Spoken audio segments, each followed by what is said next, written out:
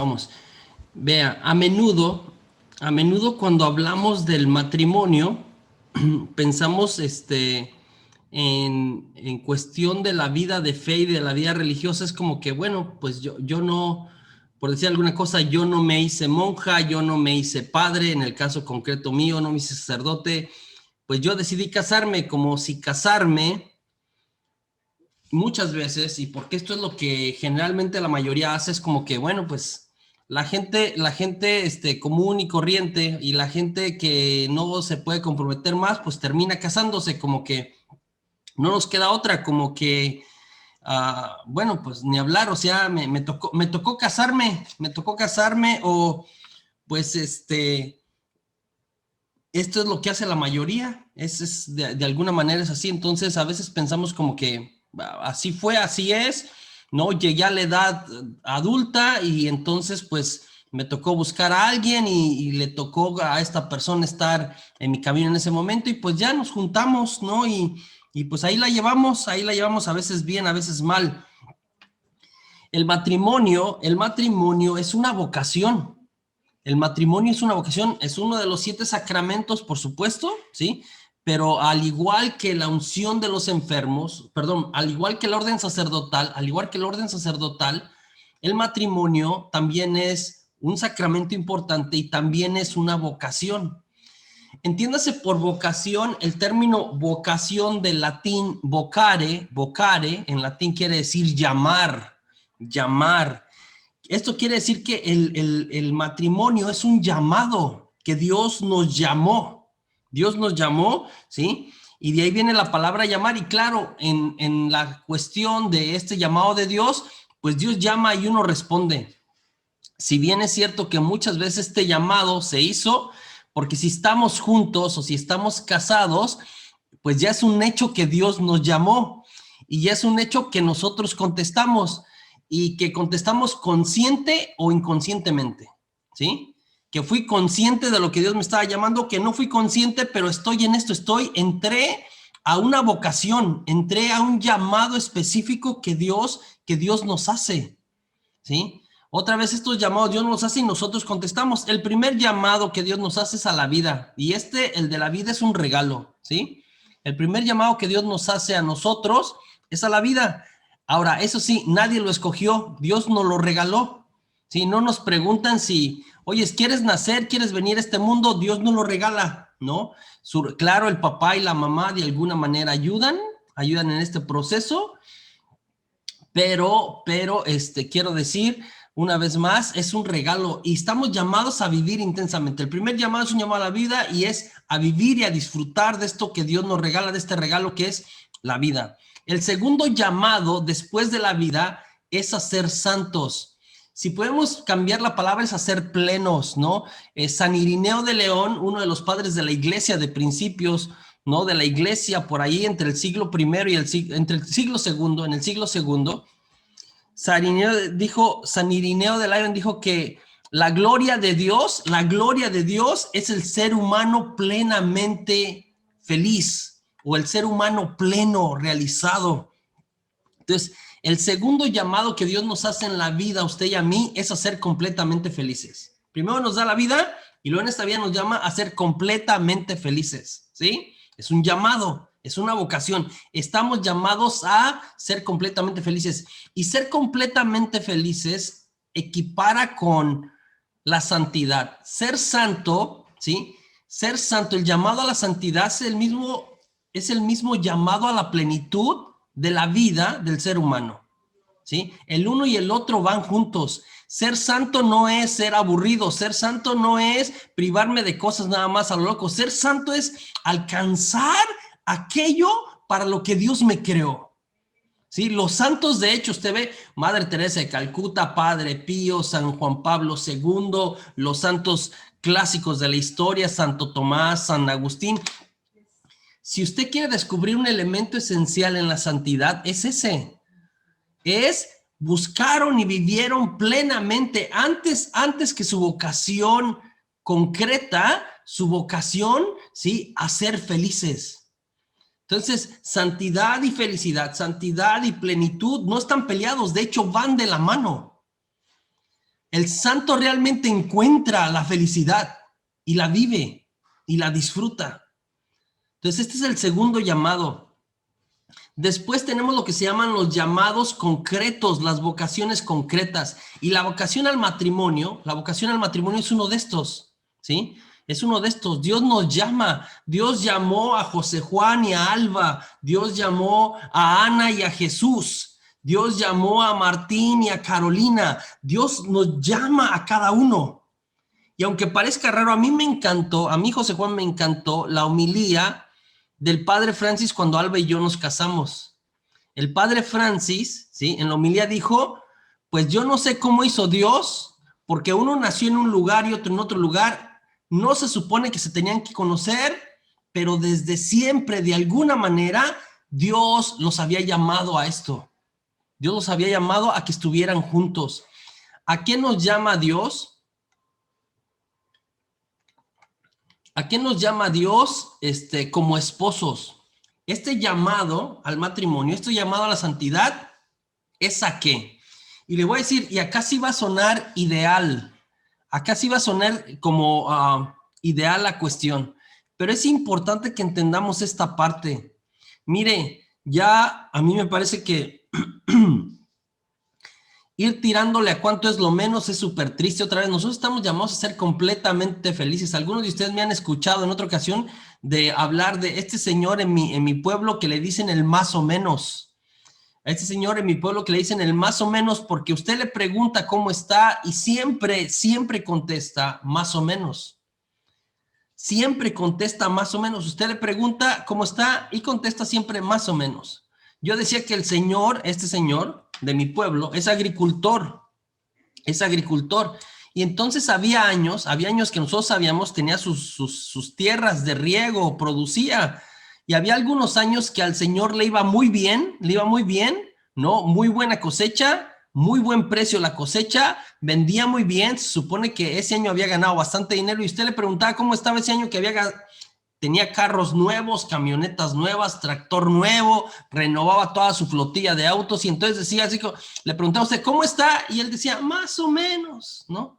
Había años que le iba súper mal, que se le dañaba la cosecha, que no se daba o que si se daba no valía y que de seguro tenía hasta pérdidas. Si usted le preguntaba en medio de un año terrible, ¿no? O que se inundó, o que hubo sequía, le preguntaba, ¿cómo está? Y el señor contestaba, más o menos, siempre estaba más o menos.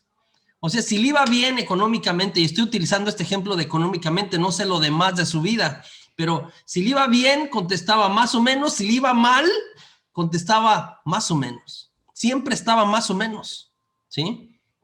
Yo decía que una ocasión que yo regresé después de 10 años a mi pueblo que no lo había visto, ¿no? De pura casualidad lo vi ahí en la placita, en el jardín de mi pueblo y le pregunté, oiga, ¿cómo está? Y para ver a ver si ya había cambiado. Y otra vez, Juanito, más o menos, me dijo otra vez. O sea, seguía diciendo más o menos el Señor.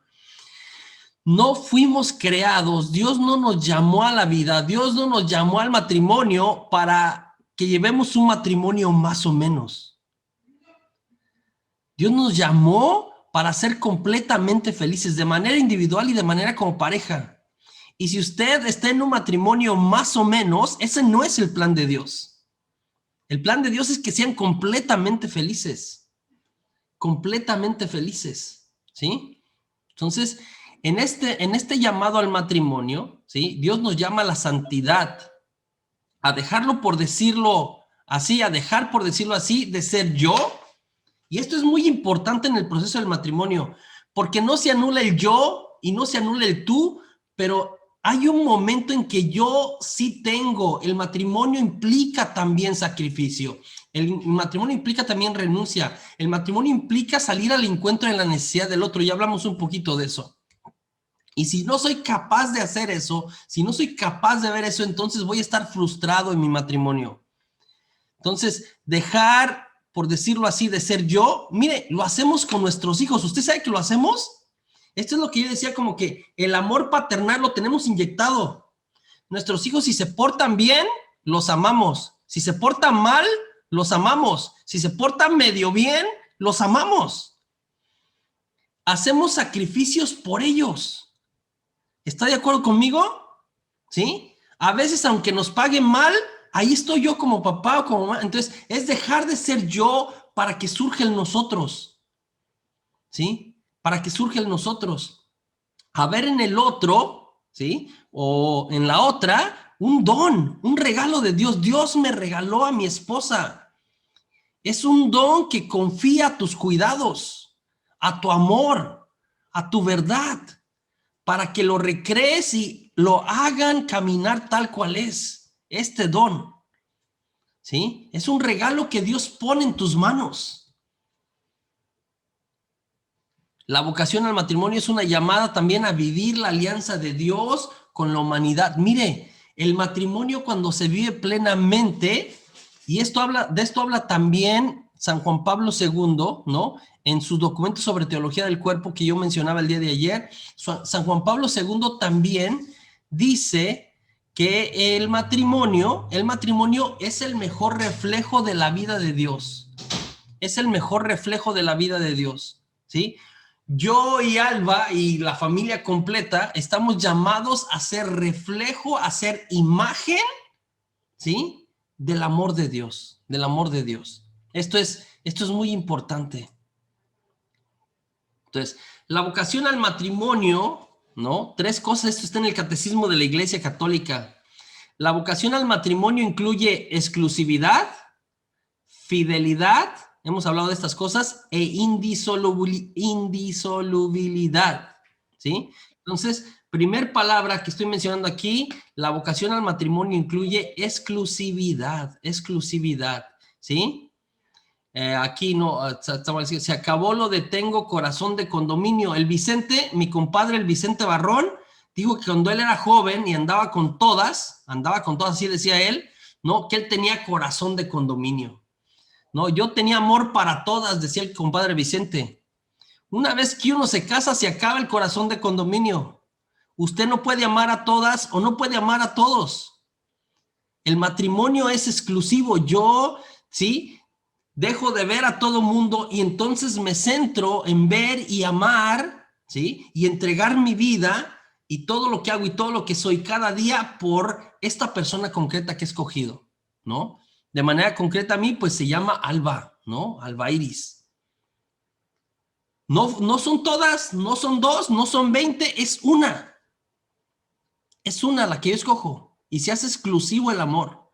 Entonces, el Catecismo de la Iglesia Católica habla de el matrimonio, ¿sí? La vocación al matrimonio incluye la exclusividad. Entonces, es con esta persona con la que decido emprender un proceso, ¿sí? De ser feliz juntos, de ser felices juntos. Exclusividad. Segunda palabra, fidelidad. Ya lo mencionamos ayer y antier también esto. Y fidelidad quiere decir sí cuando es sí y cumplirlo, y decir no cuando es no y acatarlo. Decir sí cuando es sí y cumplir. Eso es fidelidad.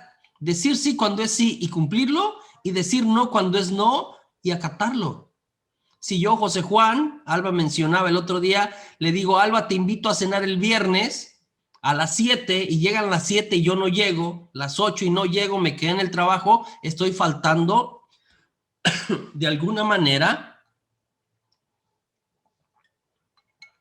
a mi fidelidad, Entonces, la vocación al matrimonio incluye la fidelidad, Ayer hablamos de la infidelidad, ¿no? Que sucede en el matrimonio, pero siempre estamos llamados a ser fieles.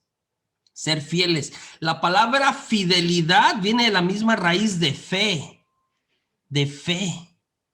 que es de alguna manera poner tus ojos totalmente, ¿sí? Absolutamente confiando en esta persona de alguna manera. Y la tercera palabra, ¿sí? O el tercer elemento que nos habla el catecismo acerca de la vocación del matrimonio es la indisolubilidad. El matrimonio no es provisional, no es para probar, no es a ver qué tal nos va. El matrimonio uno le entra y es para siempre, ¿no? Hasta que la muerte nos separe. El Vicente en sus prédicas dice que es que a la tipa le decían la muerte y nos separó la canija, ¿no? No es esa muerte. ¿no? Es indisolubilidad, es decir, no es provisional, el matrimonio es para toda la vida, para toda la vida. Ahora, es cierto, vivimos en una crisis, muchos matrimonios se están separando, se están divorciando. El Papa Francisco en su encíclica Amoris Laetitia, en el capítulo 8, habla bastante de qué hacemos con los matrimonios pues, que no la hicieron, que por circunstancias del camino, ¿sí? Se rompieron, ¿no? Antiguamente la iglesia tenía una posición como muy firme, ¿no? Y así como que, pues nada, salen de la comunión de la iglesia de alguna manera, ¿no? Salen de la comunión de la iglesia de una manera. El Papa Francisco ahora ha hablado que tenemos que ser más misericordiosos, y la iglesia en general y todo lo que hacemos, y que tenemos que ver y atender a cada pareja, que no puedes poner una norma y que le caiga a todo mundo sin conocer la historia de todo mundo, ¿no? La iglesia desde muchos siglos tiene la cuestión de lo que se llama la nulidad. Y otra vez entendamos, en la iglesia hasta el día de hoy el Papa Francisco no ha cambiado esto, no lo va a cambiar. No es que ahora en la iglesia hay separación o se puede la separación o el divorcio. No, en la iglesia no hay esto. Lo que hace la iglesia es un proceso de nulidad, es decir, que en realidad declara que el matrimonio, aunque la ceremonia sucedió, el matrimonio de hecho no se dio. No hubo matrimonio, ¿sí? Y otra vez puede haber muchas situaciones, muchos agravantes. Este padre de Mérida, se me olvida el nombre de el padre amigo nuestro de Mérida, ¿cómo se llama? Se me fue ahorita el nombre, el padre, ¿cómo se llama? ¿Cómo se llama? Alejandro Aguayo. El padre Alejandro Aguayo es canonista, él estudió Derecho Canónico, ¿no? Y una de sus encomiendas en la arquidiócesis de Yucatán es llevar todos los casos de las parejas que piensan que su matrimonio fue nulo, Entonces, primero, para que haya matrimonio necesita haber plena conciencia, pleno conocimiento y consentimiento, ¿sí? Una de las cosas esenciales del matrimonio es que no haya mentira, que no haya dolo, que no se hayan casado por las razones equivocadas, y que haya pleno conocimiento y pleno consentimiento. El consentimiento es muy importante. Entonces, por ejemplo, voy a decir esto y espero que algunos que están aquí no vayan a decir, entonces mi matrimonio ya no valió. Va. Todos los matrimonios que se casaron porque los papás los forzaron, es decir, ella se fue con el novio, el famoso se fue con el novio, se la robó. Antes decían que se la robó, pero no había tal cosa, ¿no? La novia era la que decía como que llévame, no, mentira, no lo sé. Pero todo esto de que se fue con el novio y ya pasaban una noche fuera de la casa y luego al día siguiente tenían que venir los papás, pues bueno, ya mi hijo se trajo a su hija, y lo normal, yo recuerdo en mi pueblo era, pues se van a casar. Y podían haber sido novios 15 días, un mes, ni siquiera se sabían bien el nombre todavía el uno del otro, ¿no? Y porque se fue con el novio,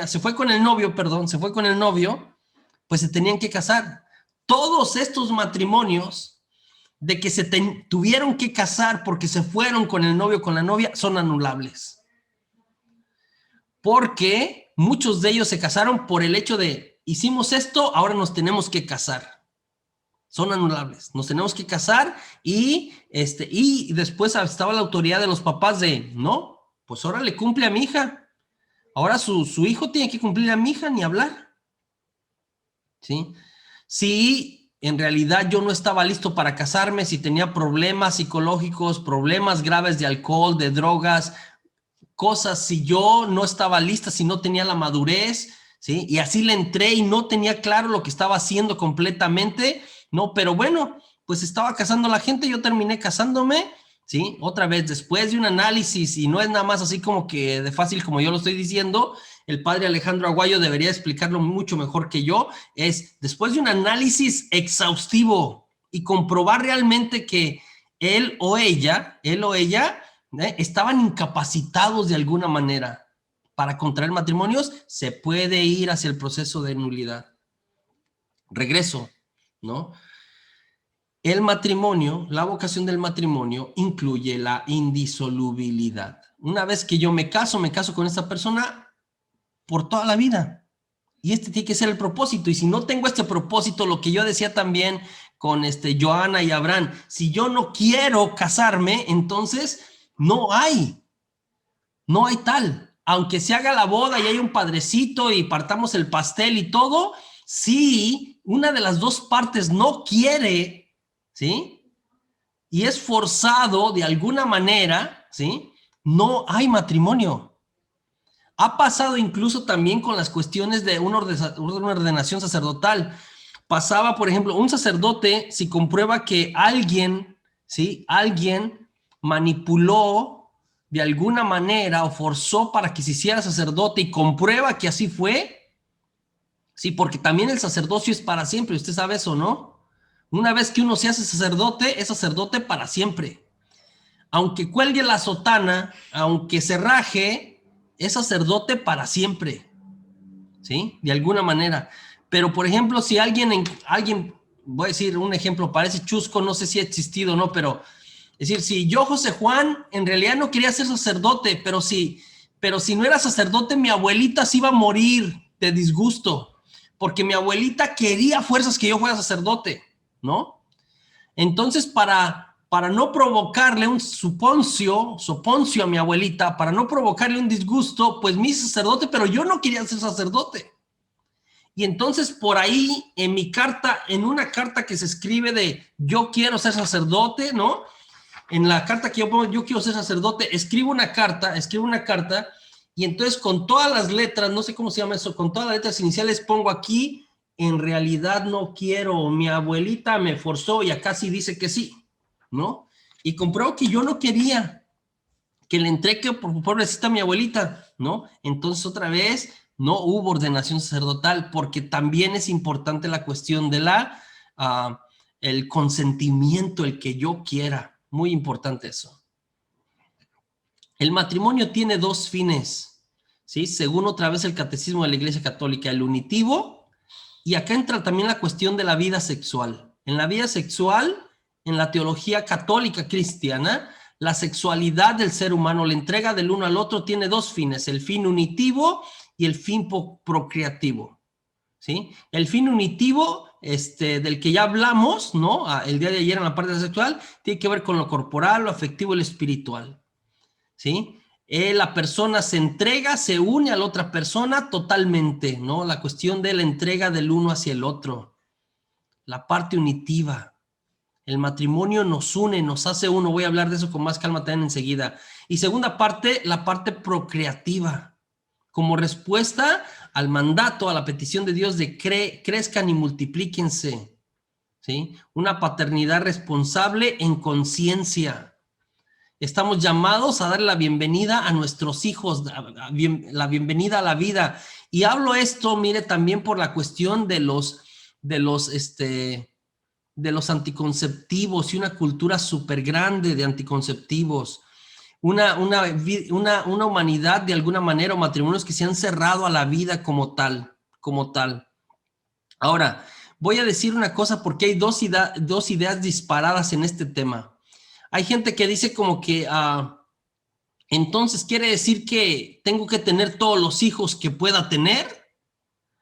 No tiene que tener todos los hijos, porque entonces hay gente que usa el argumento como que, ¿y qué tal si tengo 10 hijos y no puedo darles de comer? ¿Qué tal si tengo 10 hijos y no los atiendo a ninguno? ¿No es mejor que tenga uno que no tenga ninguno? ¿No? Uno de los argumentos en torno a esto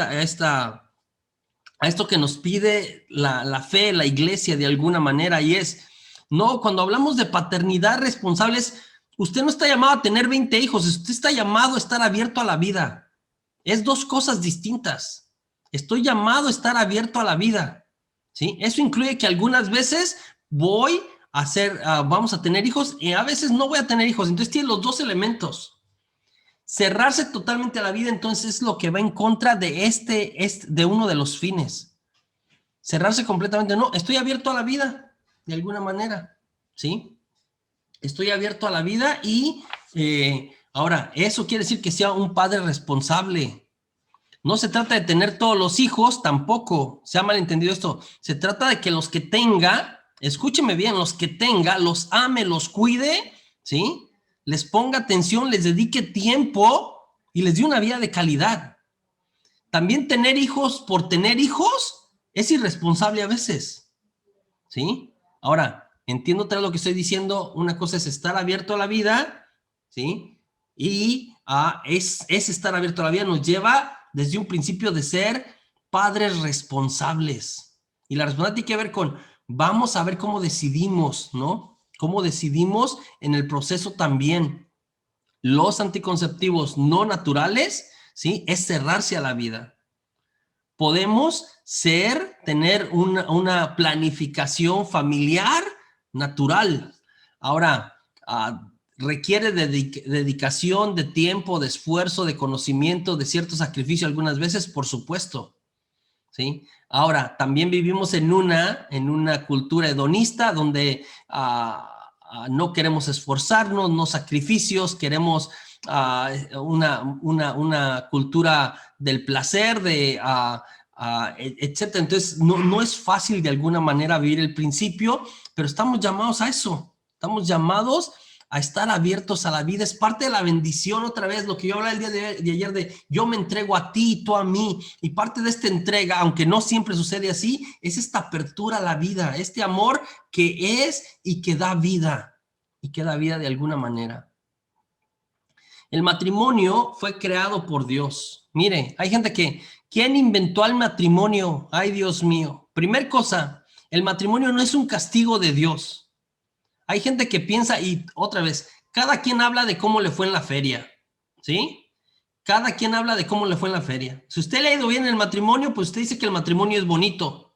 Pero si usted le ha ido mal en el matrimonio, usted dice que el matrimonio es un infierno, puede decir, ¿sí?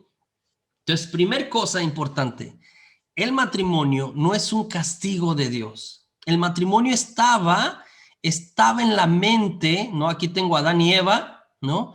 Estaba en la mente de Dios desde el inicio. Dios creó el matrimonio para que fuéramos felices. Es el pecado, esto debería de funcionar. Adán y Eva deberían de ser felices en el paraíso, todo bien. El pecado, aparte de traer consecuencias a nivel personal, individual, trae consecuencias a nivel relacional también. Dios creó el matrimonio y lo hizo para que fuéramos felices. Recuerda, Adán andaba solo, le dio una compañera, ¿sí? Le dio una compañera. El matrimonio tampoco es un invento de la iglesia. En la iglesia no hay que inventar, se inventó el matrimonio y ahora ahí estamos todos casados sufriendo. No es un invento de la iglesia el matrimonio.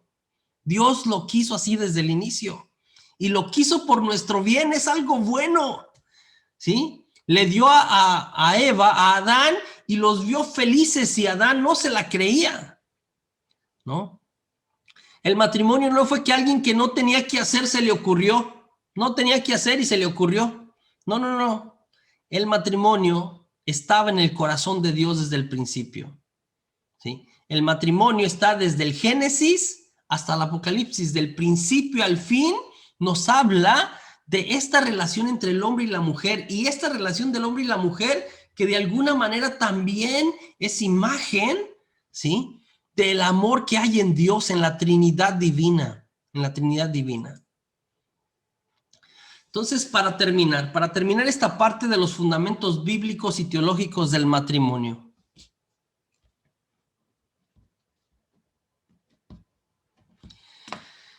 En la Biblia, en el inicio, tenemos dos relatos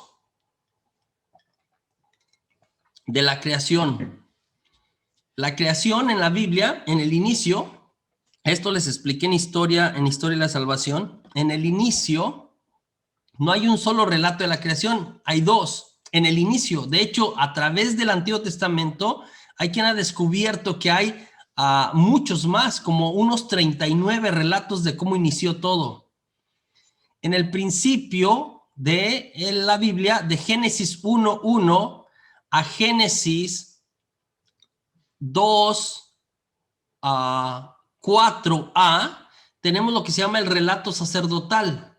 Entonces, en la Biblia hay un relato sacerdotal y hay un relato yavista, los primeros dos. El primero es de donde comienza, ¿sí? De donde comienza la Biblia, Génesis 1:1 a Génesis 2:4a, y ahí no habla de Adán y Eva. Ahí dice, el relato sacerdotal es cuando Dios va creando todo lo que existe en 6 días, ¿recuerda? Y Dios separó la luz de las tinieblas, y Dios separó las aguas de arriba de las aguas de abajo, y Dios separó las aguas de abajo del suelo seco, y Dios creó las estrellas, el sol, la luna para que iluminaran, y luego creó todos los seres que se mueven en el agua, y luego creó todos los seres que se mueven en la tierra. Y el final dice que dijo Dios, hagamos al hombre, entiéndase al ser humano, hagamos al ser humano, hombre y mujer, a nuestra imagen y semejanza. Eso dice el primer relato. Y luego dice, hombre y mujer, o macho y hembra los creó. Y ahí hablamos de igualdad. Y aquí no habla de que se llamaba Adán y se llamaba Eva. Aquí nada más dice, macho y hembra los creó. Y les dijo, sean fecundos y multiplíquense, llenen la tierra, domínenla. Se las regalo. Ese es el relato sacerdotal, ¿sí? El segundo relato tiene unas cosas muy interesantes desde el punto de vista bíblico y teológico. El relato yavista comienza en el 2:4b, ¿sí? Y se extiende hasta el 24. En el Génesis 2:24, ¿sí? Dice, por eso, ya cuando están juntos Adán y Eva, este es el relato. El segundo es el relato donde hay Adán y Eva. En el primero no hay Adán y Eva. En el primero dice macho y hembra los creó, no dice sus nombres. ¿Sí? En el segundo sí dice sus nombres, ¿sí? Primero crea a Adán, anda por ahí solillo, y luego crea a Eva, le entrega a Eva, y entonces le dice al final, por eso, ya cuando está Adán y Eva juntos, dejará el hombre a su padre y a su madre, y se unirá a su mujer, y serán los dos una sola carne. Hay dos palabras muy interesantes aquí. La palabra dejar en hebreo se dice asaf.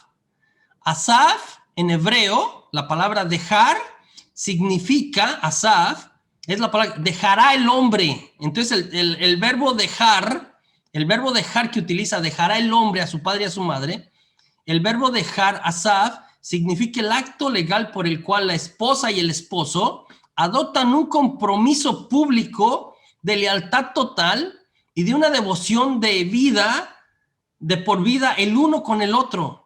Un compromiso, mire, el asaf, dejará a su padre y a su madre, es un compromiso que está por encima de todo y por encima de todos.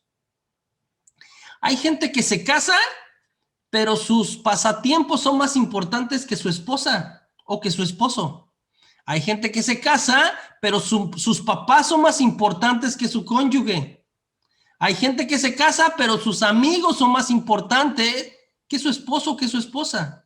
Hay gente que se casa, pero otras cosas son más importantes, ¿sí? Acá, ¿sí? El término dejar significa este compromiso, esta persona, su esposo y su esposa, ¿sí? Después de Dios, ¿no? Dios en primer lugar, después de Dios, pasa a ser, ¿sí?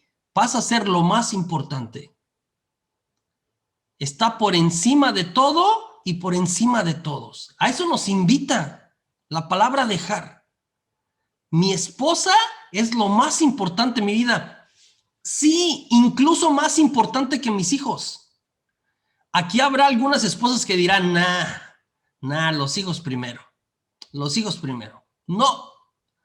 Según la Biblia, una vez más, el esposo y la esposa dejarán a su padre y se unirán y serán una sola cosa. Pasa a ser lo más importante, lo más importante. Ahora le voy a decir, cuando usted pone a su esposo y le da a su esposo y a su esposa el lugar que cada uno se merece, como esposo y como esposa, eso va a ser una bendición para sus hijos. Cuando usted pone a sus hijos en lugar de su esposo o de su esposa, pasa por los dos lados, pasa más con las mujeres, quiero decir, pero de cualquier manera puede pasar para los dos lados. Cuando usted, ¿sí?, tiene bien claro que primero está su relación. Yo dije el otro día, no sé si fue con ustedes, que dije, dos buenos esposos, mire, dos buenos esposos hacen dos buenos papás, siempre. Dos buenos esposos hacen dos buenos papás siempre. Dos buenos papás, dos buenos padres, un padre y una madre, dos buenos padres, no siempre hacen dos buenos esposos. La relación fundamental en el matrimonio es la de esposos. Si ustedes están bien, sus hijos van a estar bien. Si ustedes están mal, sus hijos van a estar mal. Y Alba, mi esposa, ¿no?, que viene de un matrimonio divorciado desde que ya tenía 4 años, nos habla de cómo el divorcio le afectó en su vida. Y hemos tratado con otras personas que sus papás se divorcian cuando ellos ya son grandes y los papás piensan como que mis hijos ya son grandes, ya no les va a afectar. Les afecta. Les afecta. La palabra asab significa el acto legal por el cual el esposo y la esposa adoptan un compromiso público de lealtad, lealtad total, de una devoción de por vida el uno con el otro, una devoción a esta persona que Dios me regaló. Y un compromiso que está por encima de todo, ¿sí? Y por encima de todos. No, yo primero lo que diga mi mamá. No, Alba, no. Primero lo que diga mi mamá. Ya se amoló el matrimonio, ¿sí? Es muy importante que usted ponga, otra vez, en el sistema familiar, su esposo está en primer lugar, su esposa está en primer lugar. Después todo lo demás y todos los demás, de alguna manera. El segundo término que aparece ahí en Génesis, en ese pasaje, es Davak. Davak en hebreo. Davak, ¿sí? Dejará a su padre y a su madre y se unirá a su mujer. Dejar y unir, dos verbos importantes ahí. Dejar, ¿sí? Dejar, ya dije, es asaf. Y es dejo para hacerme uno con esta persona. Y esta persona va a ser la más importante. Ahora, y dejará y se unirá a su mujer, ¿sí? Es Davak el término. Y Davak en hebreo es el acto personal, el de la ternura del amor y la fiel responsabilidad que debe ser permanente y obligatoria. Es por este Davak, ¿sí? Y se une con lo que hablábamos ayer de la sexualidad. Es por este Davak, esta unidad, este hacerse una sola carne, este fusionarse en el amor, que la pareja pasa a ser una sola carne en todas las áreas. La parte de la unidad, una sola carne. Estamos llamados a esta unidad en el amor, los esposos. Estamos llamados a ser completamente felices. El Papa San Juan Pablo II, en la exhortación apostólica, Familiaris Consortio, cuando habla de la familia, y yo ahorita quiero aplicar eso analógicamente al matrimonio, cuando habla de la familia, dice a la familia, sé lo que eres. Familia, sé lo que eres, es decir, sé a lo que Dios dispuso que fueras. Una iglesia doméstica, un lugar donde, una escuela del amor, un lugar donde se aprenden y se viven los valores, ¿sí? A eso se refería el Papa Juan Pablo II. Pero si aplicamos al matrimonio, sé lo que eres. Pareja, matrimonio, sé lo que eres. Tenemos que tirarle a lo grande, señores. No podemos conformarnos con cuánto es lo menos. A veces en nuestra vida de matrimonio, a veces en nuestra vida cristiana, ¿sí? Nos ha dado este espíritu de la pulga, o no sé cómo se dice allá, del tianguis. ¿Cómo se llama este lugar donde usted va y puede regatear las cosas? Que si le dicen, oye, ¿a cómo cuesta el reloj ese? El tianguis se me hace, no sé cómo se dice. No, en mi pueblo le dicen tianguis. Acá en Estados Unidos le dicen la pulga. No sé cómo le dicen no sé cómo le dicen en Mérida. ¿Cómo le dicen en Mérida? El tianguis, el mercado, ¿no? ¿Cómo le dicen? El lugar donde están, que te venden hartas cosas de China y que... Sí. ¿Rodante? ¿El rodante? Pues así lo conozco yo también. ¿Y usted de dónde es, María? ¿Usted de dónde es, María Carmona? Tamaulipas. ¿En Tamaulipas le dicen el rodante? Sí. El rodante. Mercado. ¿Mercado? Tianguis también. Yo Tianguis. el mercado era más como el lugar como de frutas, verduras, productos.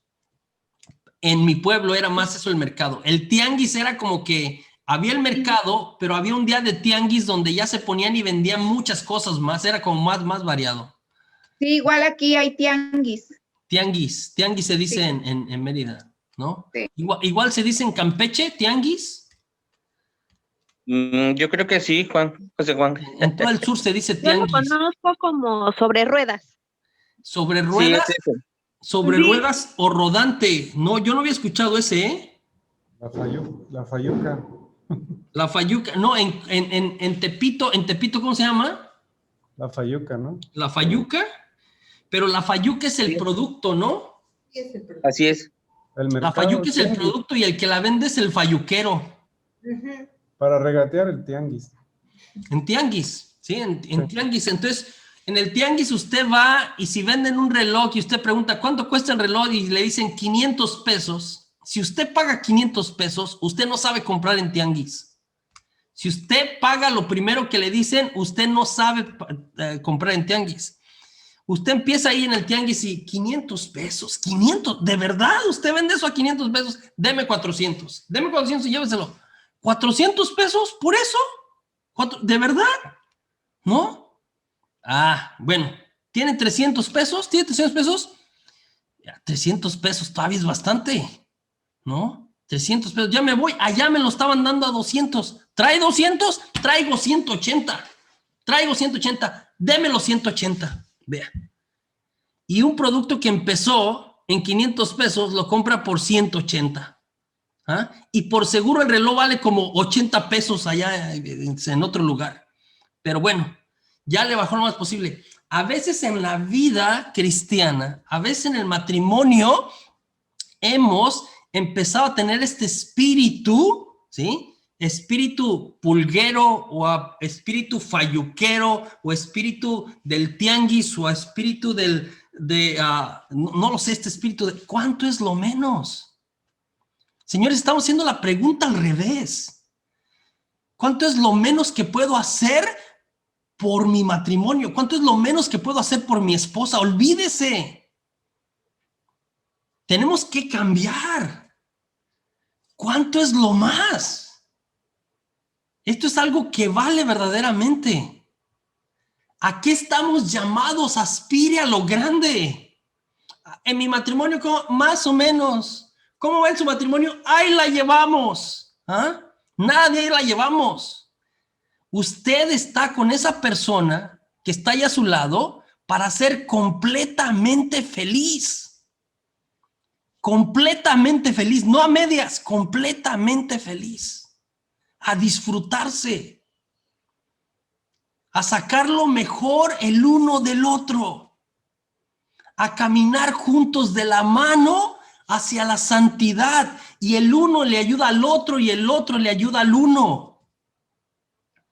A ser en algunos momentos el cirineo del otro. A ser en algunos momentos el cirineo del otro.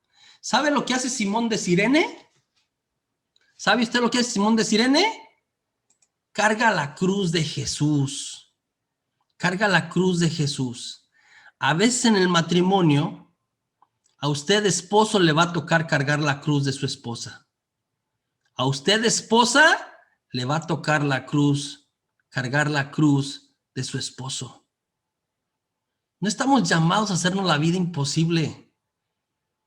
No estamos llamados a estar peleando, estamos llamados a ser completamente felices. Para eso, tirémosle a lo grande, no se conforme. ¿Cómo va su matrimonio? Más o menos. Ya estuvo con el más o menos.